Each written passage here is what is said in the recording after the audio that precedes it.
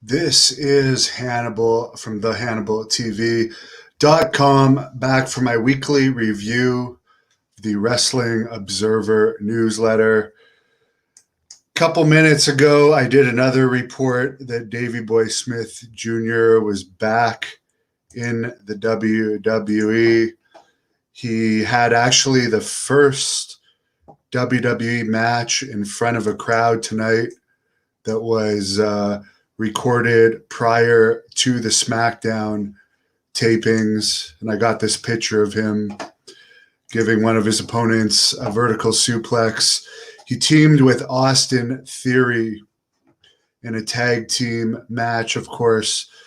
He is a two-time WWE Tag Team Champion, multiple-time New Japan Pro Wrestling Tag Team Champion, and former Great North Wrestling Heavyweight Champion.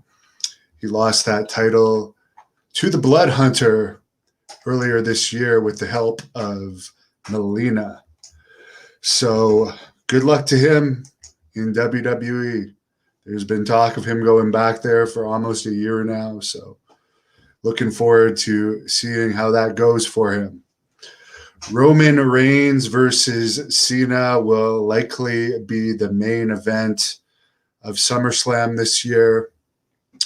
Bobby Lashley will also likely be wrestling Bill Goldberg in the other main event of the show, according to Fightful.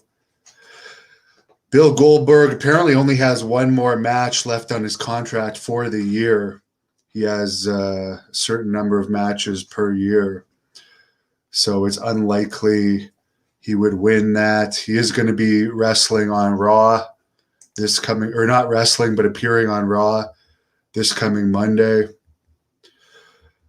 Bayley suffered a torn ACL during a training drill at the Performance Center July 8th. This mandatory training for almost all WWE talent, except for the absolute main eventers, led to some controversy and second guessing on how good of an idea it is to have your talent do ring drills where they could get hurt. So, yeah, I agree with that. They're already wrestling at least once a week on average. Why do they have to do like training and risk getting hurt outside of that? It just seems dangerous, especially with her, who she was in a program. She was supposed to be challenging for the women's title. Jimmy Uso, surprisingly, doesn't seem to have had a public punishment for his recent DUI arrest. WWE has made no statement on it, and he was the focal point of SmackDown a few days later. Apparently, for WrestleMania 22 in Dallas, there is some talk that it would be The Rock teaming with one of the Usos against Roman Reigns against one of the Usos. So since they're all part of like the Samoan family. So that might be one of the reasons he's kept in the mix. Immunity due to his situation with The Rock.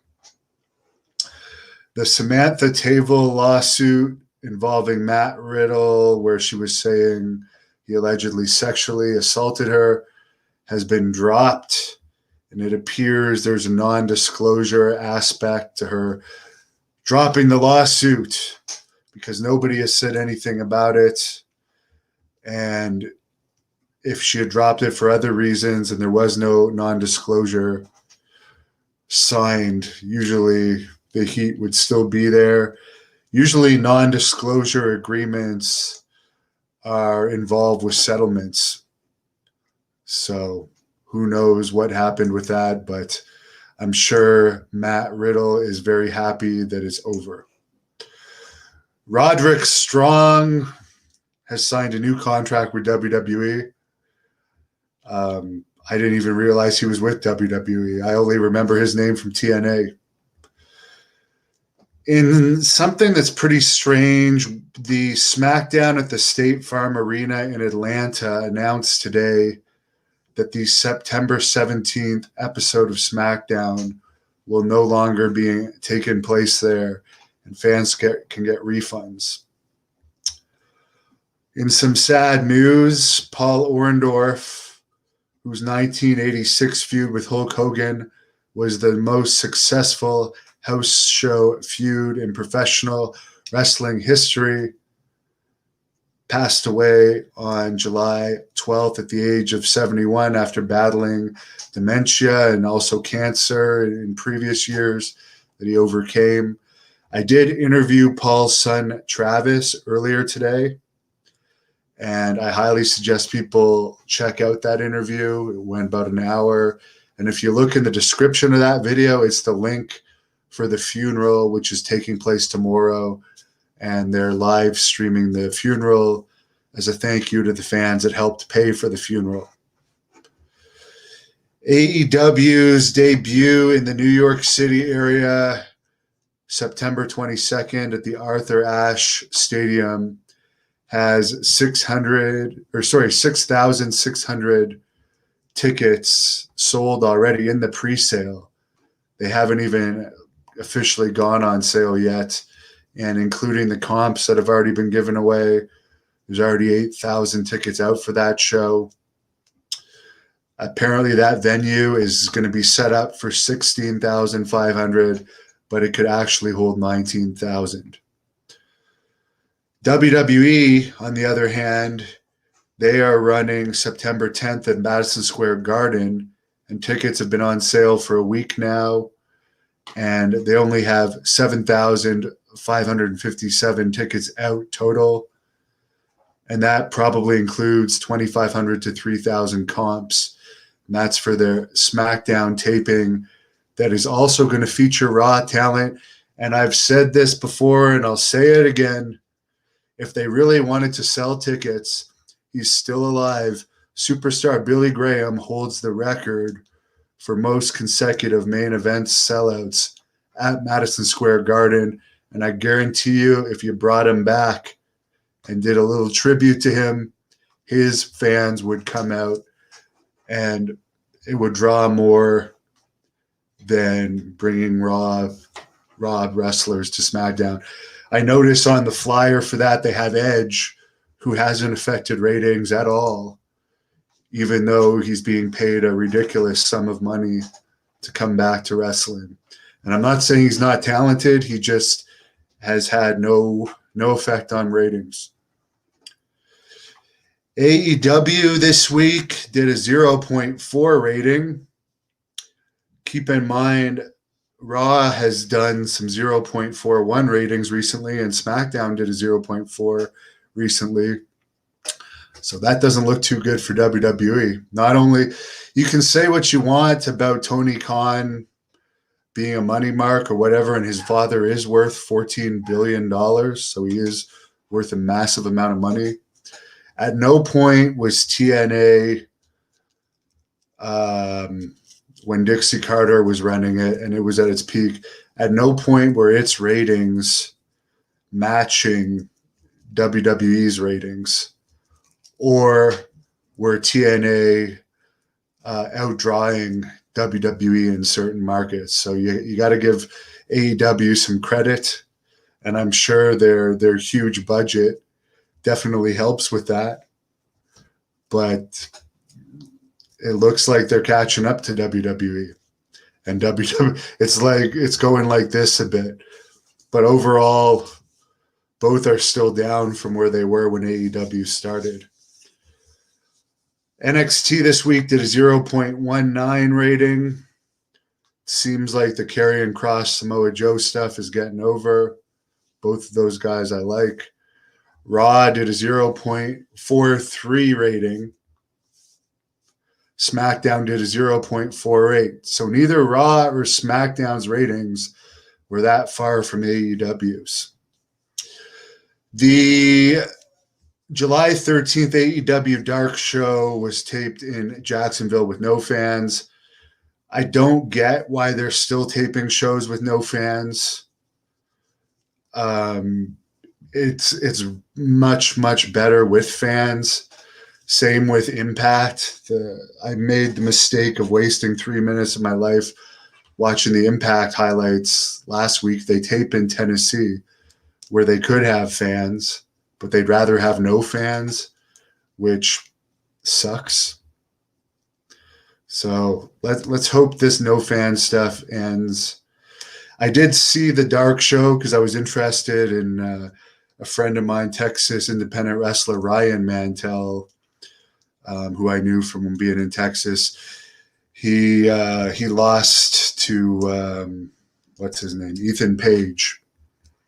I was hoping that because he lost the week before to Lance Archer, that maybe he'd win this week against Ethan Page, but unfortunately, he lost both matches fairly quickly. So hopefully, something good comes out of that with having him beaten so publicly 2 weeks in a row.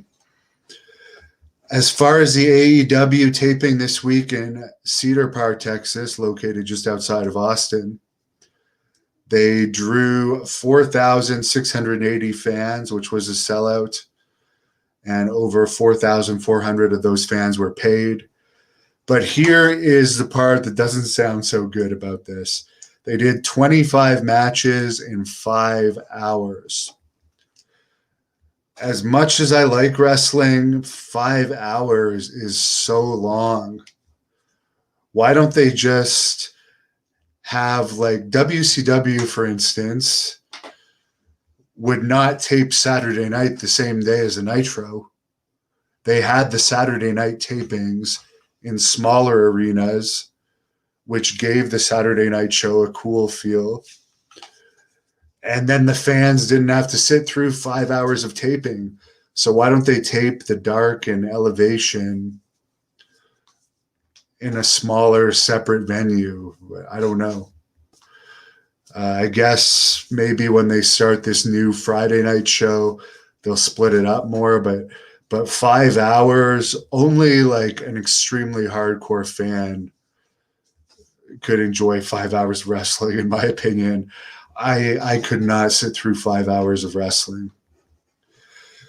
Brian, and again, I went to Superstars tapings when I was younger, when WWE would tape 3 weeks of TV in one night, and those were like 3 hours.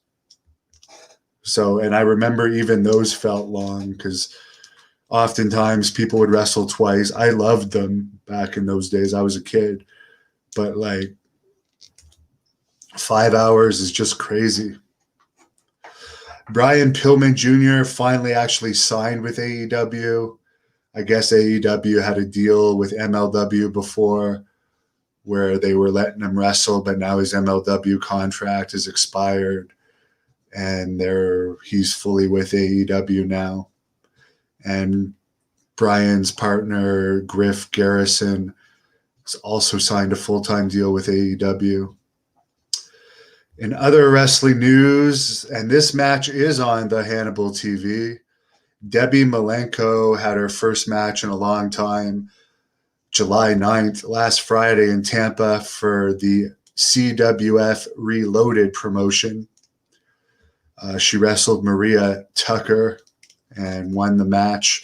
And that match is posted individually on this channel, and the whole CWF Reloaded show from last Friday in Tampa is also on this channel.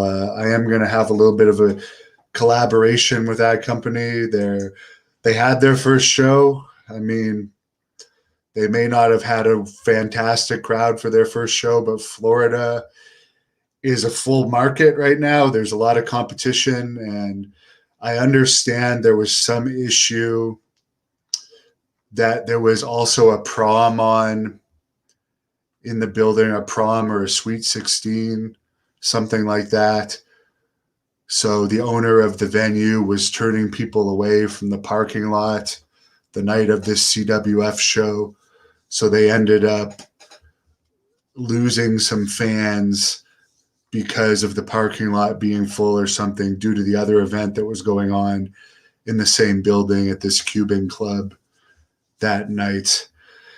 I do understand that this CWF promotion is looking in potentially running to the famous Fort Homer Hesterly Armory. in the future. So good luck to them. Kevin Sullivan, a good friend of mine, is involved in that company. He managed Andrew Anderson on that show, who's trying to do a new Purple Haze style gimmick. Michael Elgin, real name Aaron Frabel, was arrested July 1st in Belleville, Illinois, regarding violating a protective order related to his former fiance. Apparently his ex-wife also had issues with him, being very strange. I already did a report on this. I don't really want to get into it because really a guy like him just isn't worth my breath. I never liked him even before I knew all of this. He seems like a real weirdo, and hopefully this woman doesn't have further issues with him. Big week for UFC last week. They had their biggest show of the year with probably the biggest fight of the year, even though everyone constantly likes to say after each fight Conor McGregor has that he's finished. Yet he continually breaks records. So since fighting business is a business, he's going to be around for a while. So Dustin Poirier defeated McGregor in the first round of UFC 264 when McGregor broke his tibia near the end of the first round and the fight had to be stopped.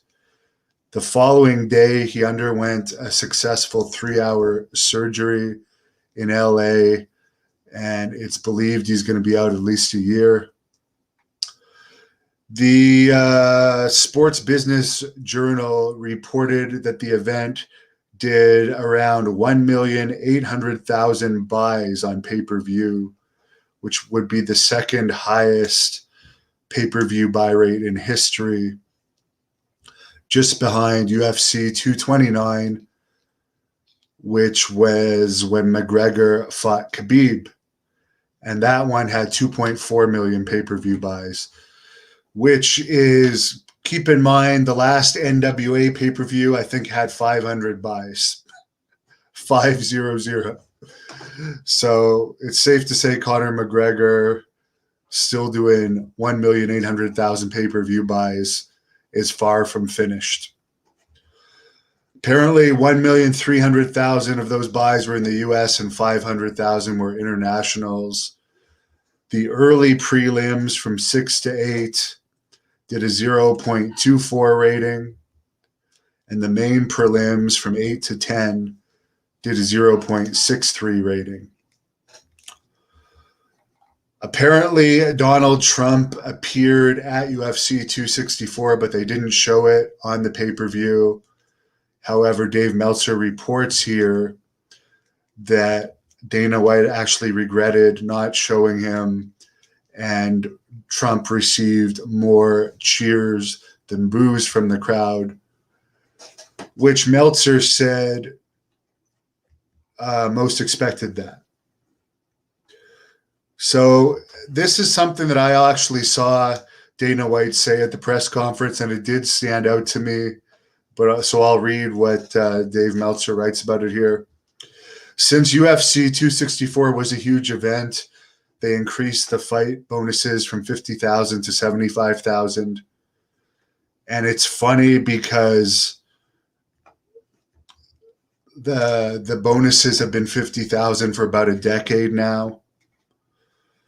And Dana White said, quote, I was in there giving the fighter meeting and it was a big fight. I was getting all fired up and I just said, fuck it. We get a little fired up sometimes, and that, end quote. And that's why he gave 75,000 instead of 50,000. And when the reporters asked him if they're going to keep the bonuses at 75,000, Dana White said, quote, probably not. It will seriously fuck up our budget, end quote. So UFC is making more money than ever.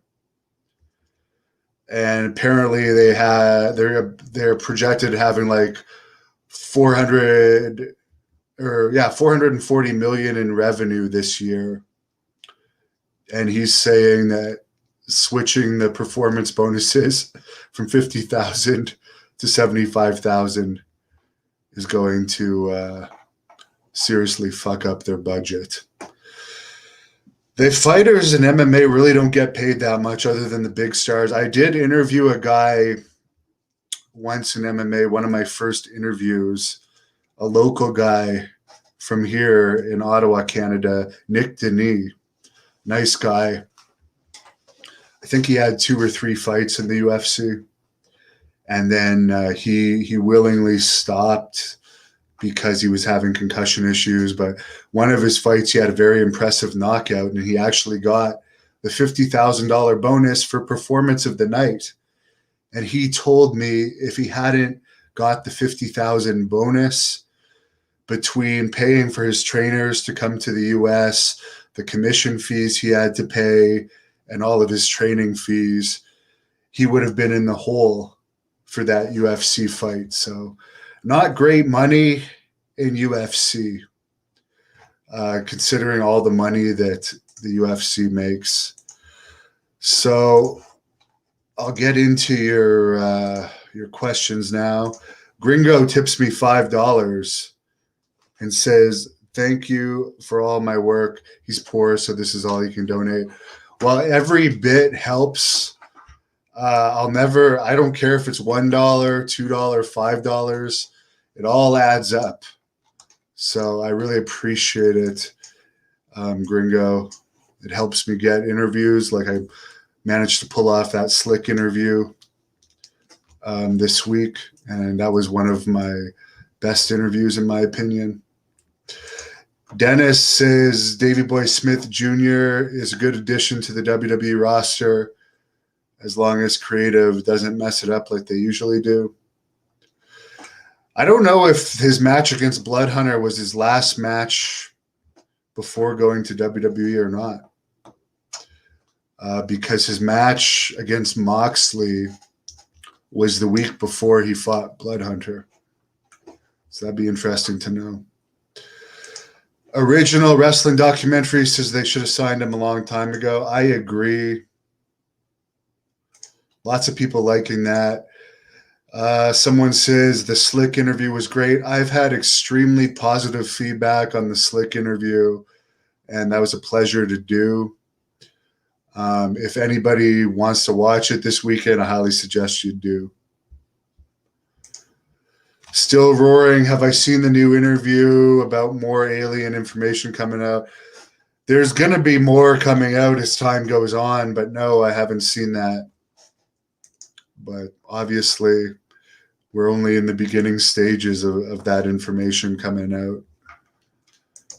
Mop Shop says, any chance of doing a Lady Yasmin shoot?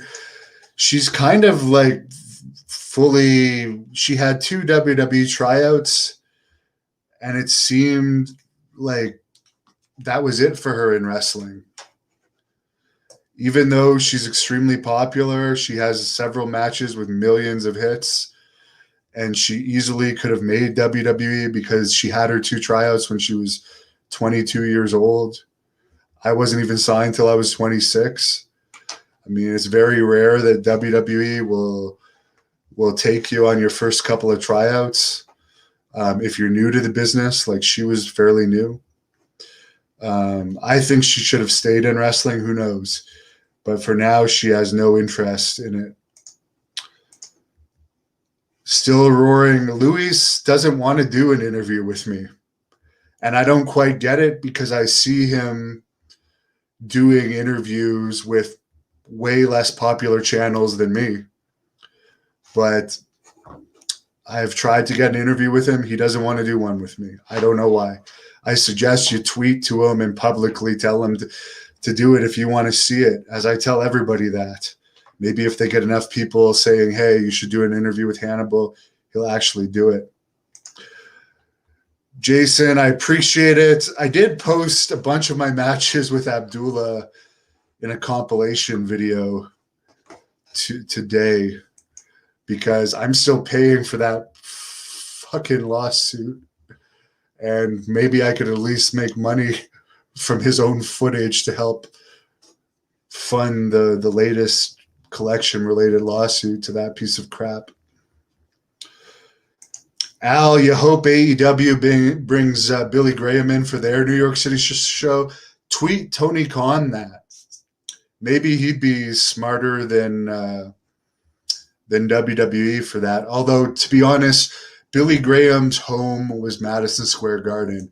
Superstar Billy Graham is synonymous with Madison Square Garden. When he would appear there, pandemonium would ensue. And that's one thing I liked about those days when they didn't have music. You could hear when he walks out, the craziness of the crowd, and him returning to Madison Square Garden after all this time would be great. I would watch Raw for that. But the only reason I'm saying that is because they're having a hard time moving tickets. And you never know how much longer he's going to be around. And he does deserve, in my opinion, a proper farewell to New York City, in my opinion, because he never got it. Adam Bomb, the only reason Edge became champion was because everyone else left. I liked Edge in every personal meeting I had with him. But as a wrestler, I'm not denying he had some great matches, particularly with the Hardys. But I was never really an Edge fan. During the Attitude Era, I guess my favorite would have been Austin. What's the top rated show of all the shows, Jason? SmackDown was for the last 7 days. Stevie, how was the gym? Maybe you can tell I'm happier already because I did get to go to the gym. The gym's opened up here in Ontario today, finally. And you want to know something funny? It wasn't even busy. For everyone claiming that the gyms are going to be packed and they're a breeding ground for COVID, blah, blah, blah, blah, blah. I was in the gyms as much as possible during this COVID time, and even in Texas, where they don't require you to wear masks, I was working out before I was vaccinated, and I never caught anything. Jason says it's sad that today's wrestling has become boring and hard to watch. I agree. Somebody pointed out to me recently that some of my commentary, sometimes I've been getting some videos that haven't had commentary on it. So I've done my own commentary, and some people have said, well, Hannibal, you don't sound very enthusiastic. And it's like, I'm just not that much of a wrestling fan anymore. So it's very, very hard to become enthusiastic. Ivan Santos, the fans in Puerto Rico want the Blood Hunter. The clone should bring him in. I believe that WWC finally went out of business. Pretty positive. Whether they're formally out of business or not, I don't believe they're running events. And I understand that the kids are trying to start their own company. And I'm pretty sure that the Blood Hunter could easily beat Carlito, Eddie, or Orlando Colon. I'm almost positive of it. But I do agree that the Blood Hunter going to Puerto Rico, where he's actually from, apparently, one of the places where he resided. Now he's from parts unknown, but at one point he was from Puerto Rico. Going back there would be a huge thing.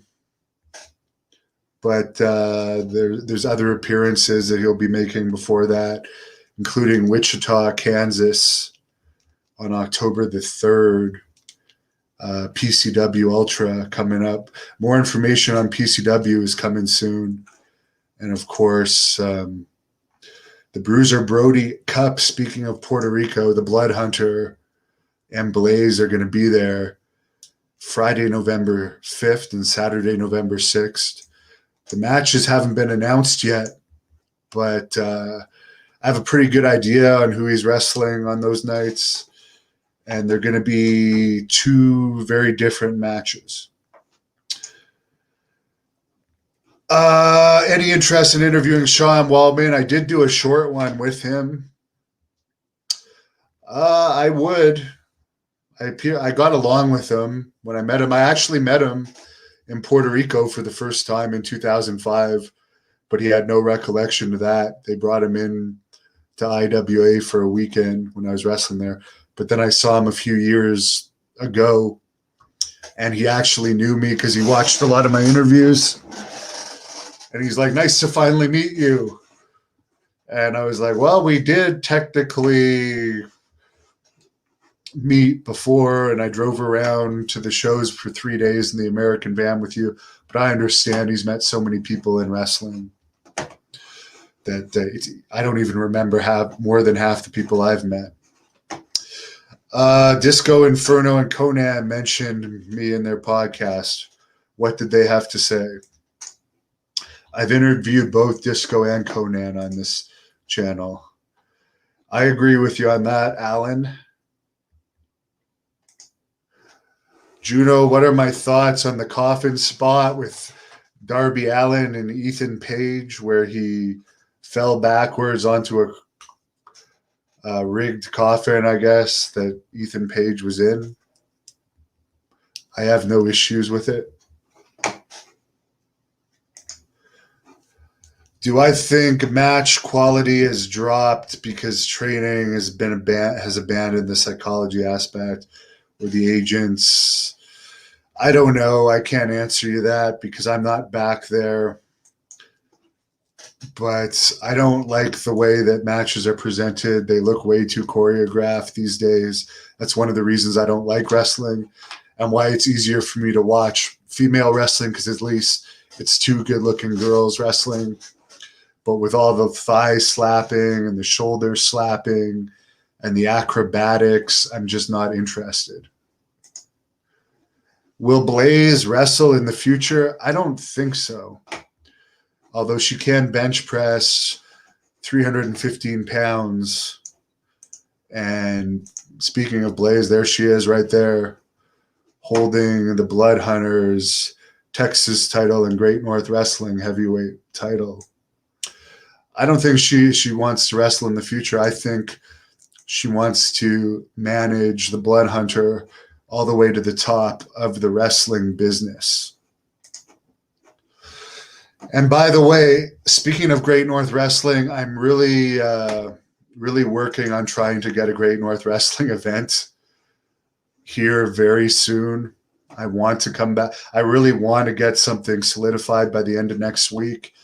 Even though in Ontario, technically I could be allowed to do it now that the lockdown's over, it seems like arenas are very hesitant to allow any type of event. I don't know if out of fear because of the media has made COVID so scary, or fear that it's going to be booked and the government's going to put us back on lockdown. But it's been a battle so far trying to find a venue for Great North Wrestling, but I haven't given up yet. And there may very well be a Great North Wrestling event before the end of the summer. So thanks for all your comments. Thanks for the person that tipped. Really appreciate it. I appreciate it so much that I'm going to put your tip back up there. Thank you. Every little bit helps. I am interviewing Josh Barnett next week, by the way, on Tuesday. I'm also interviewing Titan, who was also known as Thor in American Gladiators. He's a celebrity personal trainer. He's been an actor. This guy is a bodybuilding expert. He's won massive bodybuilding competitions. So any of you bodybuilders out there, make sure you tune into the live stream on that. That, I believe, is going to be at 2 o'clock on Tuesday, 2 o'clock Eastern. And Josh Barnett is going to be at 12 p.m. Eastern. So they're going to be pretty much back to back. Bruce Willis tips me $5, so I got to answer this. He says he hates seeing how clearly the wrestlers are working together these days. So many spots have 5 to 10 seconds of wrestlers helping each other into position. I agree with that. And that reminds me of something that I should bring up. You may have seen this, and I saw Kenny Omega even put it over. There was some spot that I believe happened in Mexico where a wrestler like jumps from the top turnbuckle and grabs the rafters of the building and is like climbing around on there. And you can see the guy in the ring is trying to position himself properly underneath. Then the guy who's holding onto the rafters drops perfectly onto his shoulders for the Hurricanrana. And it's like, it's just acrobatics. It doesn't look real. It looks completely planned. And these guys just look like little mini wrestlers. They don't even look like they could like beat your average looking person in a real fight, and they're just performing stunts and acrobatics. And I just don't find that entertaining at all. Nicholas, thanks about Slick. Thanks a lot, Bruce. Appreciate the tip again. Have a great weekend. Catch you later. Thank you for watching the Hannibal TV. Please like this video if you enjoyed it and click the subscribe